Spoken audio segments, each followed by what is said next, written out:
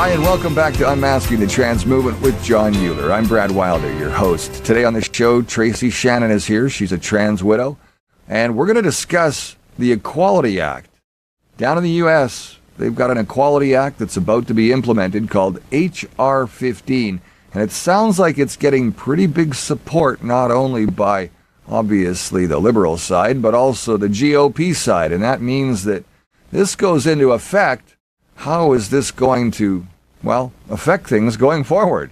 Let's bring in the experts. John, great to have you back on the show. Tracy as well. Welcome back. Brad, thank you. Thanks for having me.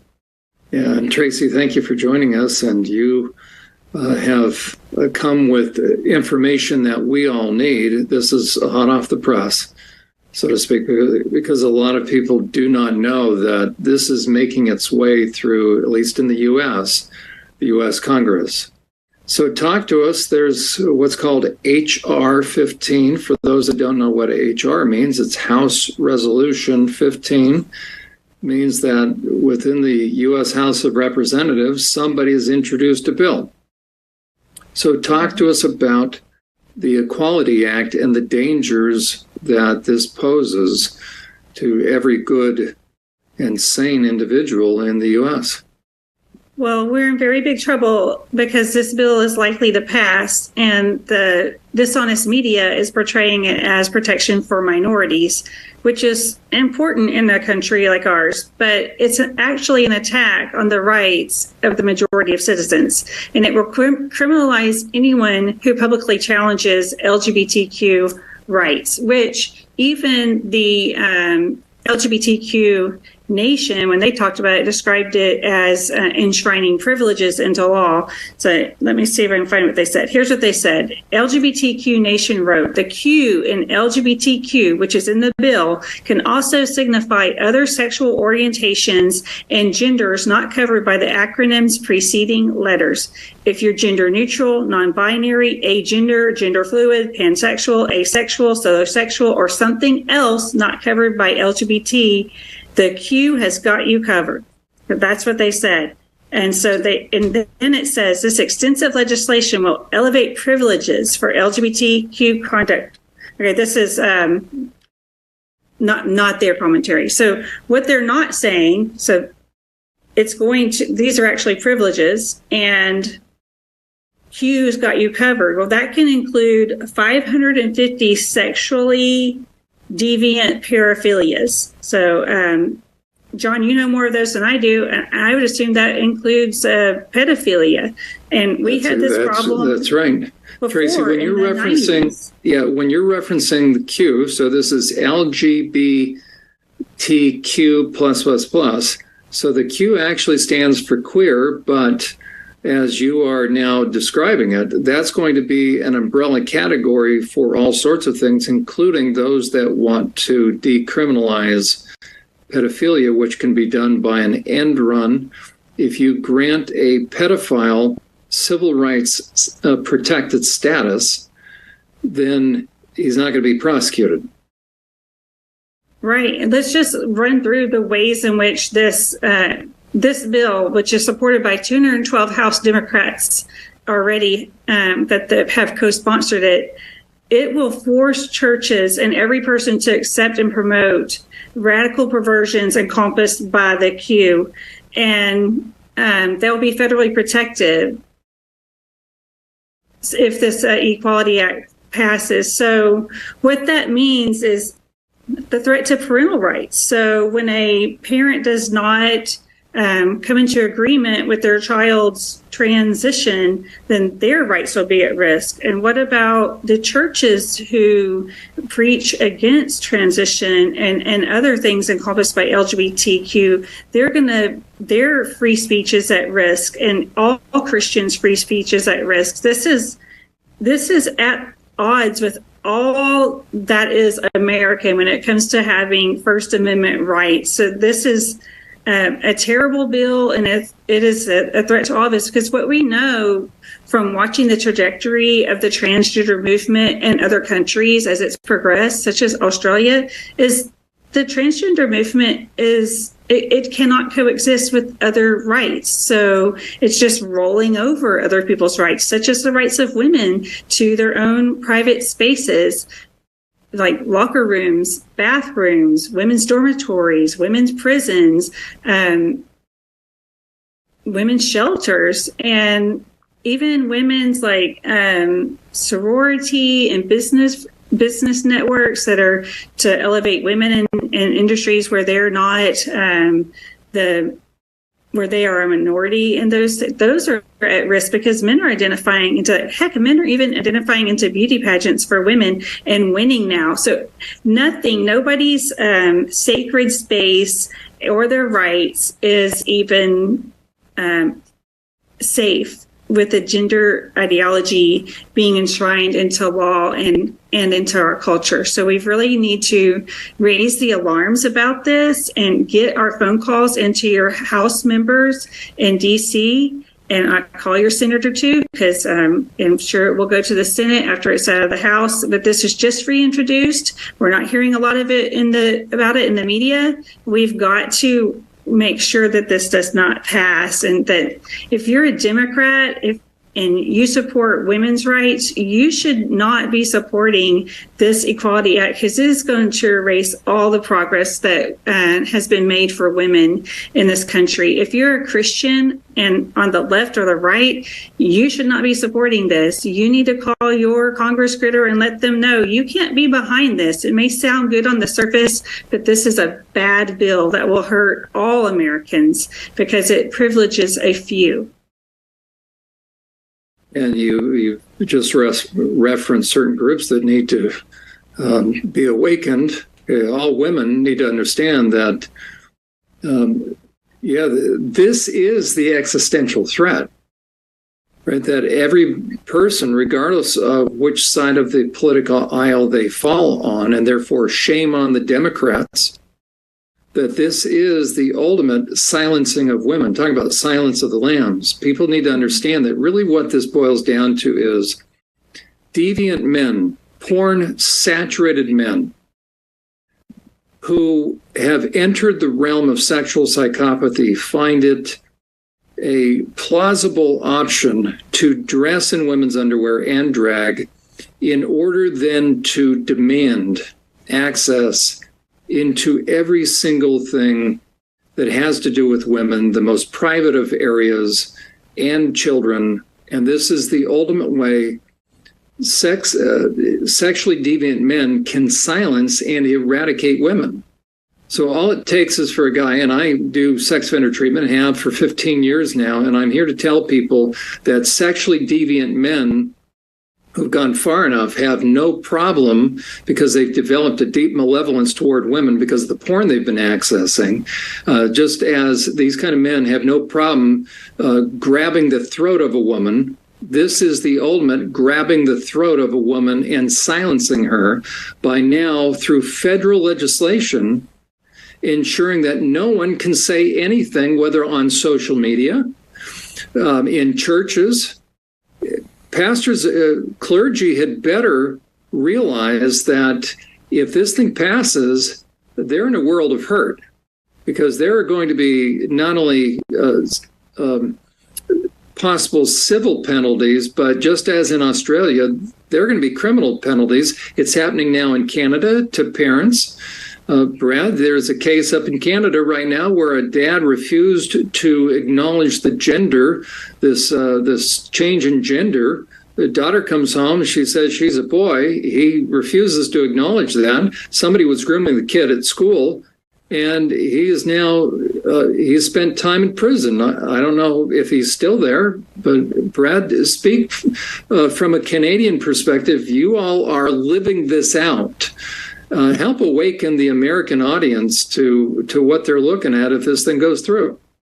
Well, it's basically going to change everything for you Americans in that regard, just like it's trying to be changed here in Canada. I think that this is happening from a WEF perspective, the World Economic Forum. I believe that there's bigger powers at play.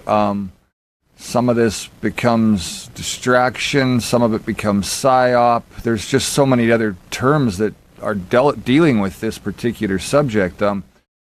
Canadians are faced with everything right now, much like Australians and people in New Zealand. We're seeing it in France and Germany. I think the pressure was on with Sri Lanka at one point, and they've since ran those political leaders out of their own country, taken over the palace again, creating a new country there and reforming themselves as best they can.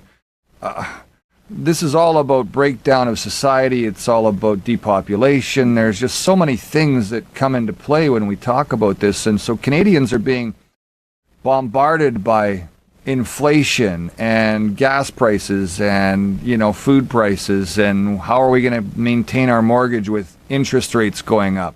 Are they bankrupting the countries? I believe that they are. I mean, we're printing money out of thin air, and there's no accountability for that money that's being printed. So politically, there's just so much coming at us when you talk about the trans movement. It's just a tiny little speck in the movement of this.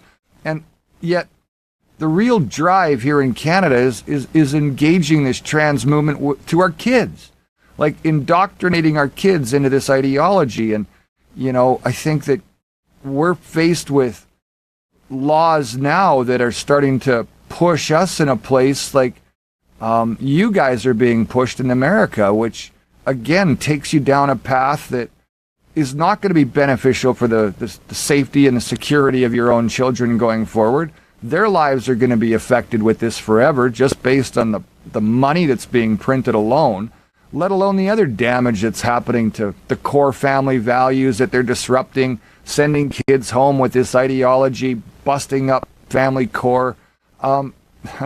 Wow, devastating for us here in Canada. And I think Americans, I don't mean to cut down Canadians, but I think you guys have a little bit more edge. You have a little bit more oomph, a little more power, a little more Texan, a little more, Floridian.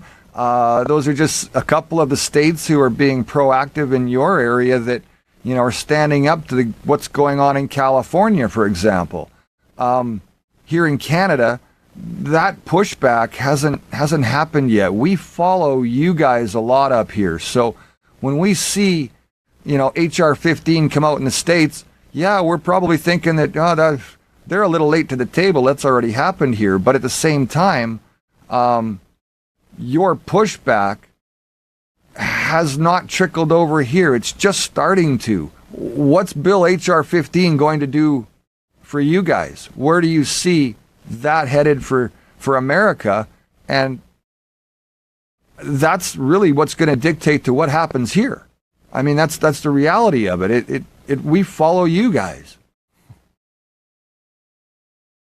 Well, it's going to really hurt women who are in domestic violence situations with these kind of men, because these men will have the added protections. And, if there's a domestic dispute in the home, which most often happens with the men, not the women, and the men definitely have the advantage in a physical situation, yet they're going to be seen as the victims once this passes into law. That's already, and not only that, the women will be accused of a hate crime, and God forbid anybody would mislaunch a pronoun at work or in service to the community, or they may face civil fines or criminal penalties.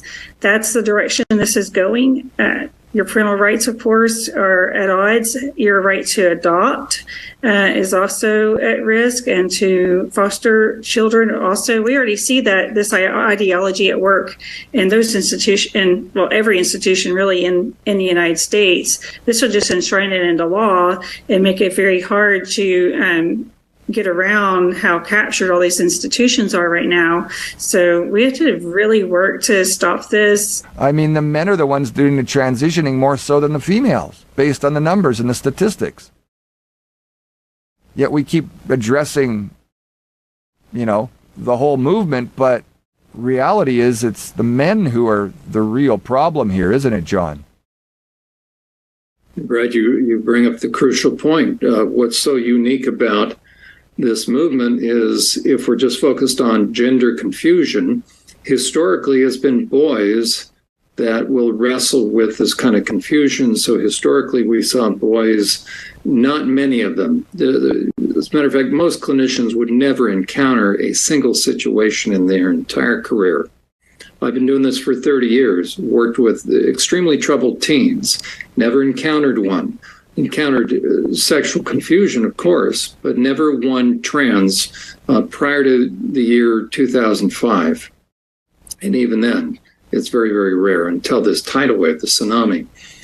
In this, when we're talking about the trans deception, the trans movement, we're primarily talking about girls transitioning to boys, so female to male. But when it comes to the political muscle, this is all the deviant men that are dressing in women's underwear and drag that are forcing themselves into the private spaces of women and children. You don't hear of any women demanding the right to go into the men's room. They're right. When you see these deviants that are taking pictures of themselves in the opposite gendered bathroom, it's the men that are cross-dressing that take pictures of themselves and post it online as trophies, that they crossed all these boundaries. I've never seen one picture of a woman, so female to male, take a picture of herself in the men's room. It doesn't happen. And so in practicality, it's girls that are being targeted for these surgeries because that's where the money is, and sexual predators then have an easier time crossing their boundaries. But in terms of political muscle and what's happening in the Equality Act is it is targeting women for eradication, to silence them and to make them increasingly vulnerable. That's what people need to understand. These are deviant men. And my greatest concern is that within the queue, as Tracy was mentioning, that this hides all sorts of deviance. And the greatest concern, and we're seeing it play out in California, that very deviant individuals are trying to ensure that pedophilia will be protected. This is an end run on age of consent laws. So you have the idea of bodily autonomy introduced, and it's happened in California right now.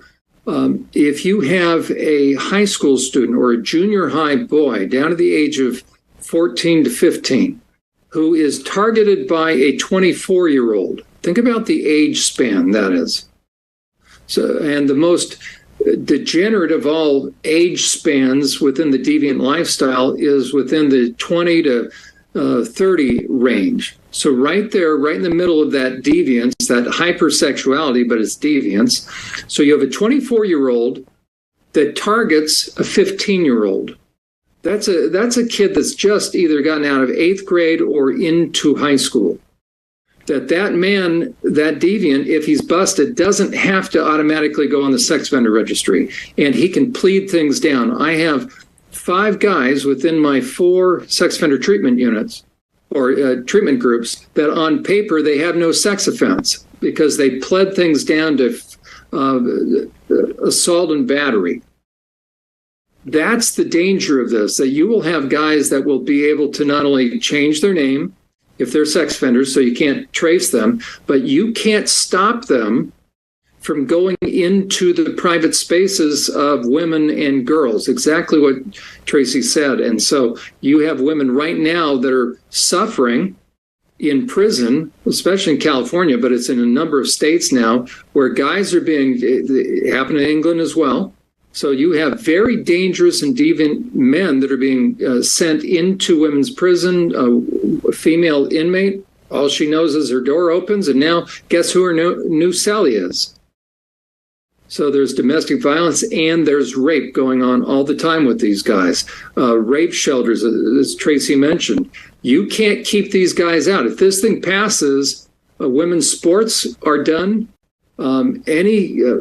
What used to be single space protected situation like WeSpa, those are done. That deviant men will have access to women no matter where they are. There's nowhere to run, nowhere to hide. Tracy, what else, in closing, as we're wrapping up, what else should people know about H.R. 15, the Equality Act? Here in the U.S., they had better contact their congressman, because this thing has pretty much a significant Democrat majority support. Right, and some GOP support too. So my advice is always that the time to act to protect yourself and your family against this ideology is before it actually affects your family. And if this goes into law, it's going to affect your family. It's going to affect you personally. And so before this hits your door, you need to act. So act now, call your legislator, your House member in DC, and let them know that this is a harmful bill that's a threat to the rights of the majority of citizens, especially to women, and that you want them to vote no on this. And organize in your community to have a rally at your capital or other meeting place that's a good rally point, and invite media and talk to the media. We need the media to start hearing the voices of women. In fact, later in August, I'm having an event with other women in Austin, and it's called Let Women Speak, and we'll be addressing this issue. We're having speakers, prominent female activists from around the country coming to the Let Women Speak. Our event has our advertisements on Facebook and Instagram and on Eventbrite have been taken down because already without this kind of legislation, they don't want to let women speak. So women, if you want to be able to speak at all, fathers, if you want to protect your children, and husbands, if you want to protect your wives, you need to act now to protect. This event is Let Women Speak,